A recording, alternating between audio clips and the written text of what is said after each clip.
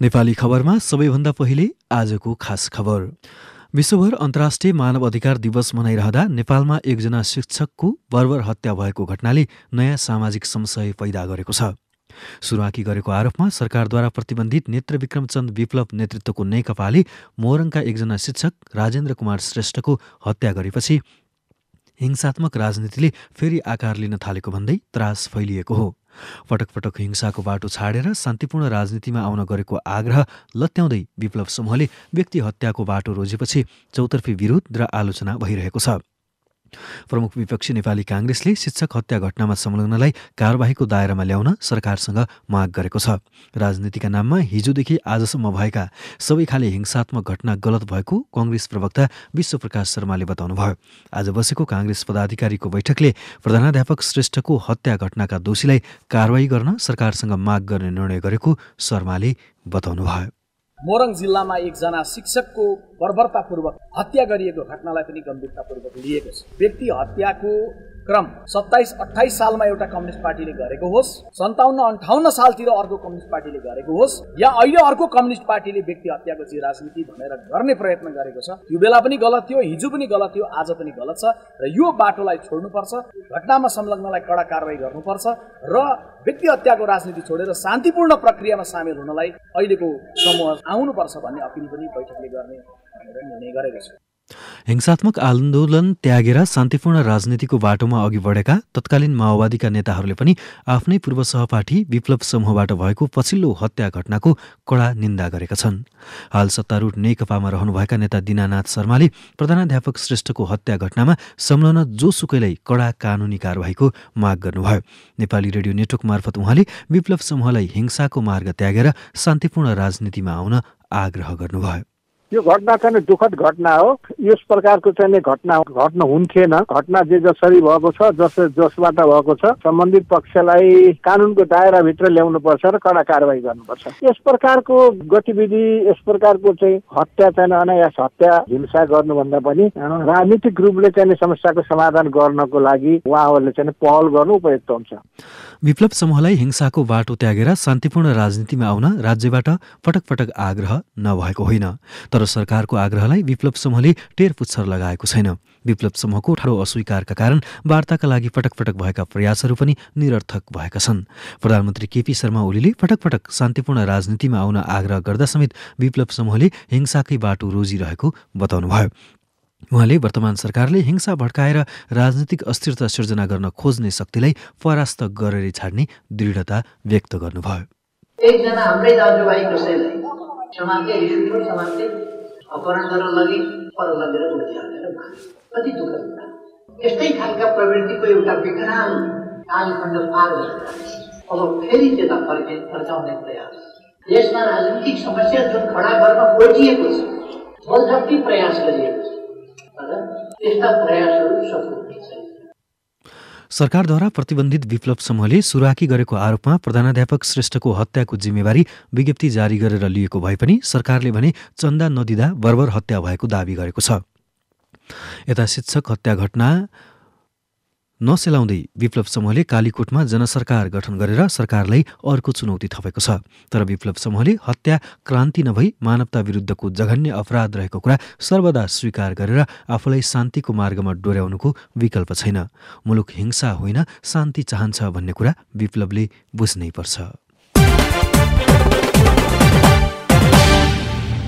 नेपाली खबरमा अब आज दिनभरका प्रमुख खबर संक्षेप, साथमा खबर सहयात्री गोमा परियार। मोरङको मिक्लाजुङ क्षेत्रबाट प्रदेश सभामा प्रतिनिधित्व गर्ने नेकपा सांसद कुलप्रसाद साम्बाले शिक्षक राजेन्द्र कुमार श्रेष्ठको हत्याको जिम्मेवारी सरकारले लिनुपर्ने बताउनु भएको छ।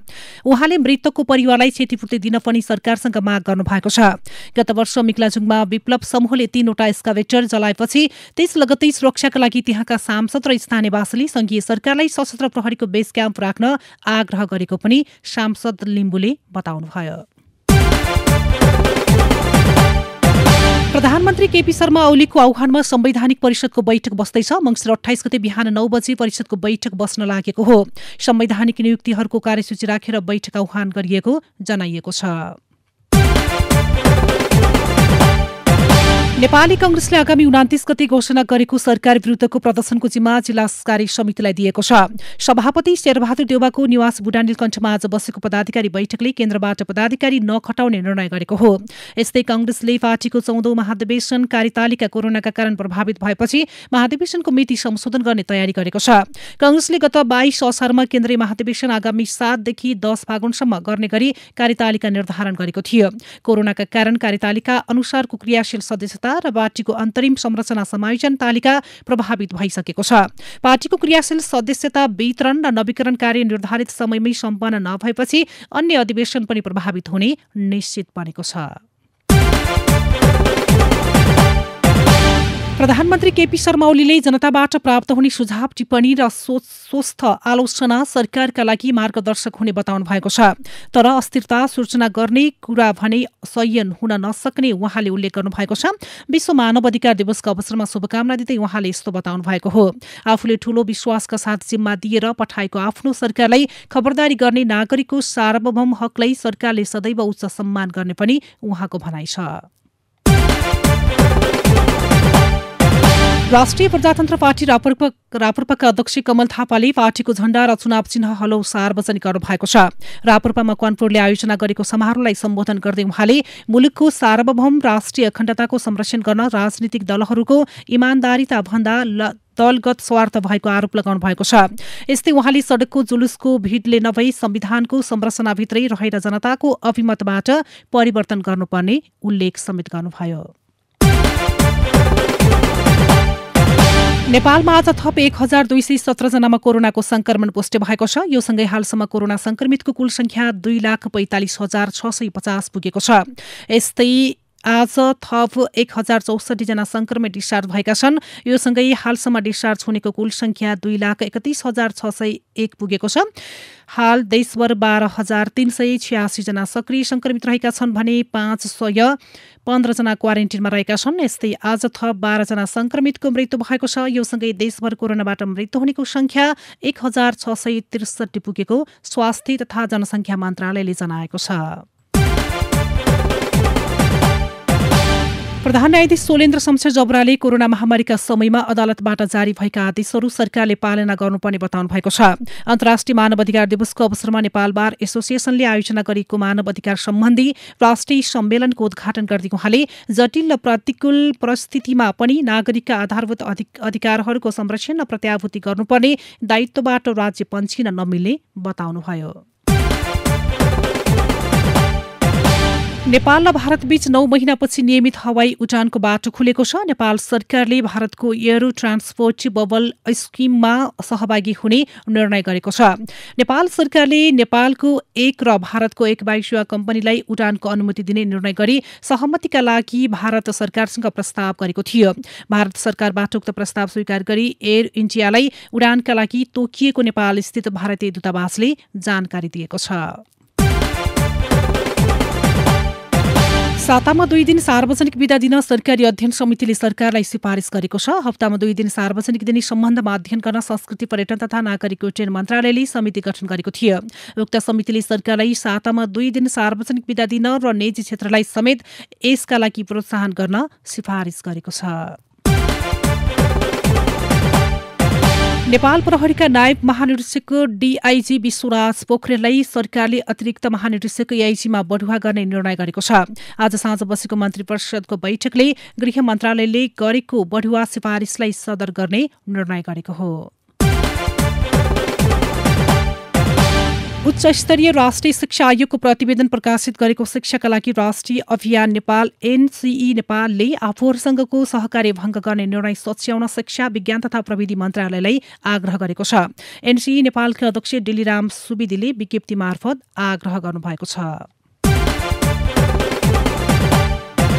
सड़क विभागले वर्षाका कारण क्षतिग्रस्त भएका सड़क मर्मतका लागि सरकारसँग 1,50 करोड़ रुपैयाँ माग गरेको छ। वर्षाका कारण आएको बाढी र पहिरोले क्षतिग्रस्त भएका राष्ट्रिय राजमार्ग मर्मतका लागि सरकारसँग 1,50 करोड़ माग गरिएको विभागले जनाएको छ।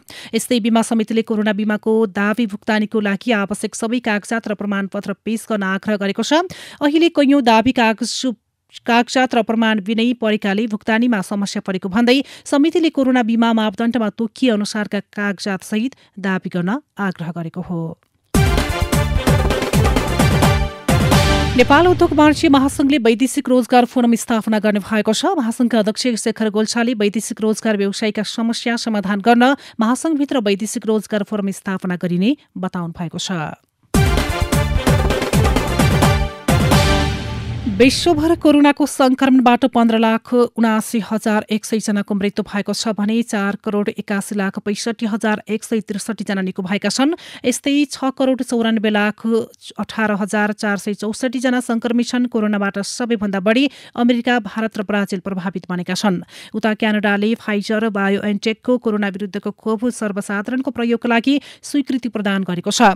उत्पादकले खोपबारे लगातार सूचना दिनुपर्ने शर्तसहित क्यानाडाको स्वास्थ्य नियामक निकायले फाइजरको खोपलाई स्वीकृति प्रदान गरेको अन्तर्राष्ट्रिय सञ्चार माध्यमहरूले जनाएका छन्।